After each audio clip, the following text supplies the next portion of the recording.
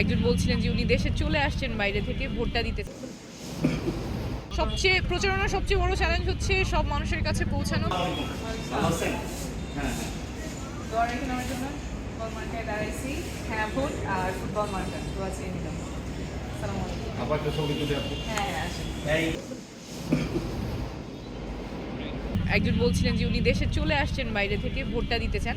জনগণের মধ্যে বিপুল আগ্রহ আছে সামনের নির্বাচন নিয়ে, একটা স্বচ্ছ নির্বাচন, সুষ্ঠু নির্বাচন নিয়ে।